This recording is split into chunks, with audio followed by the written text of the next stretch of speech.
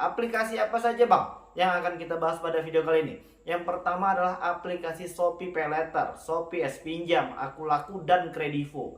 4 aplikasi raksasa yang hari ini mungkin sedang banyak digunakan sama masyarakat Indonesia.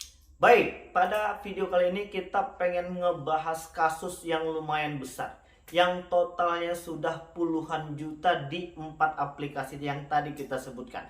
Dan mungkin teman-teman yang lain juga ada yang menggunakan, dan ada juga yang mungkin masih belum memiliki kemampuan untuk melakukan pembayaran dan penyicilan. Oke, seperti ini kasusnya. Kalian bisa melihat penjelasan tersebut di belakang monitor ini. Ini dia.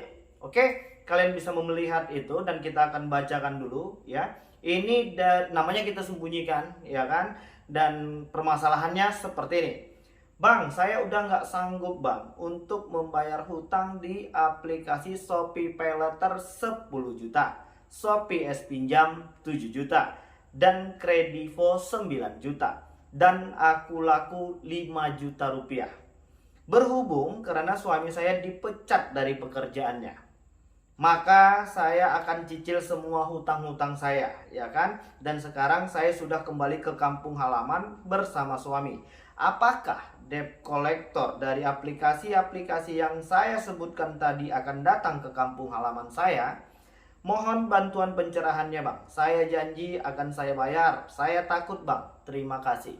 Oke, ya kan, pada permasalahan ini kebetulan kemampuan untuk melakukan pembayaran itu belum ada, berhubung suami dari mbak ini dipecat dari pekerjaannya. Jadi terkait tentang 4 aplikasi yang tadi sudah kita jelaskan adalah aplikasi yang sudah legal OJK, yang memiliki legal standing, sudah terdaftar dan berizin untuk melakukan pengembangan usahanya dan menjalankan operasi perusahaan mereka. Jadi pada video kali ini kita pengen menerangkan satu persatu akar permasalahannya biar gak panik lagi, ya kan, terkait tentang debt collector lapangan, ya kan. Kita pengen ngebahas dari bawah dulu, nanti kita pengen ngebahas juga tentang jumlahnya, ya kan. Apakah debt collector lapangan dari 4 aplikasi tersebut tahu kalau seandainya kalian sudah pindah rumah, sudah pulang kampung, ya kan? Berdasarkan apa yang kita ketahui ya, pihak dari debt collector lapangan itu tidak akan mengejar kalian sampai ke kampung halaman. Dan mereka tidak akan tahu kalian pindah kemana selama tidak ada yang memberitahukan. Terkecuali sebelum pindahan, teman-teman itu bercerita ke tetangga ya kan, mau pulang kampung atau mungkin menjelaskan detail alamat kalian yang mau pindah itu kemana. Ya mungkin saja dari 4 aplikasi tersebut sudah memiliki cabang di daerah kalian dan memiliki debt collector lapangan. Bisa saja mereka melanjutkan penagihan itu ke kampung halaman.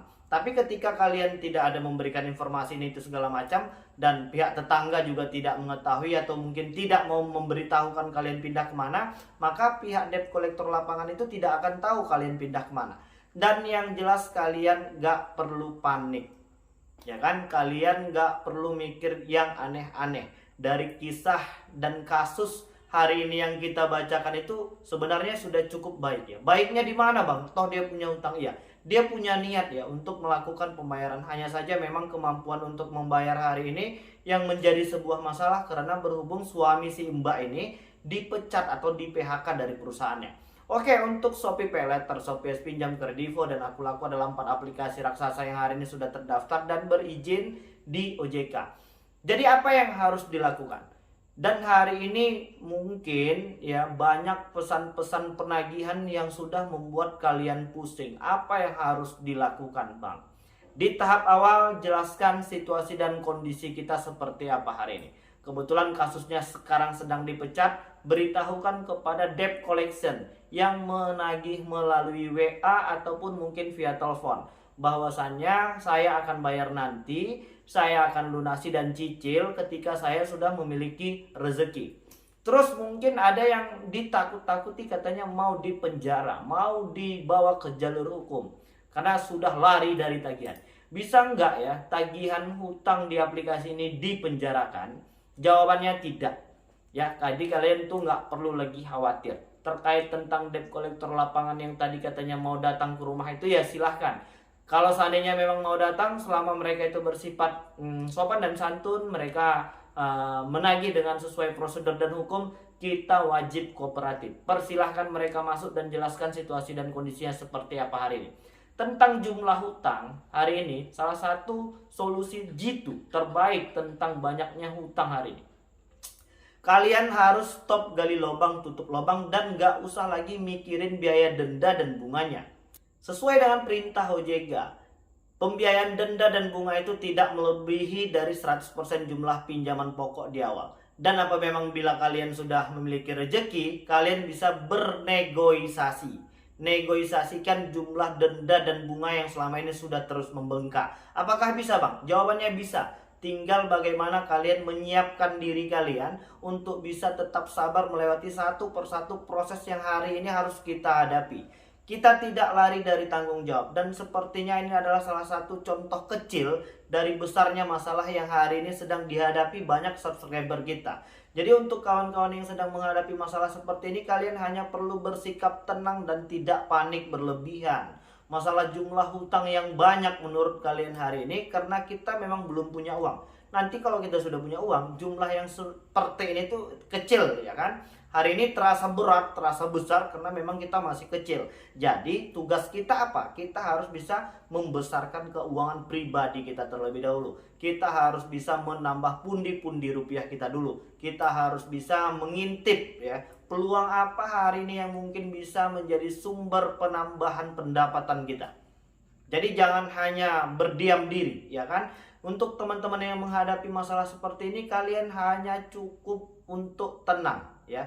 Untuk penagihan, kalian jelaskan saja di awal 1 atau 2 kali, dan kalian akan terus-terusan ditagih. Biasanya sih seperti itu, dan itu memang tugas dari pihak debt collection untuk menagih kalian.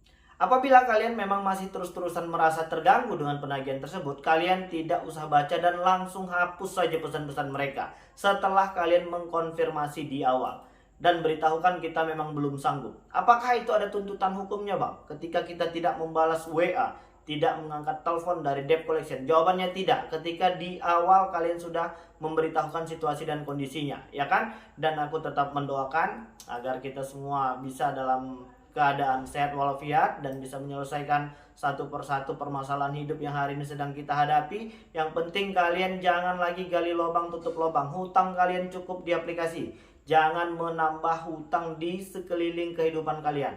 Nanti kalian sudah pasti tambah pusing. Dan apakah 4 aplikasi yang tadi dijelaskan akan melakukan penyebaran data? Jawabannya tidak.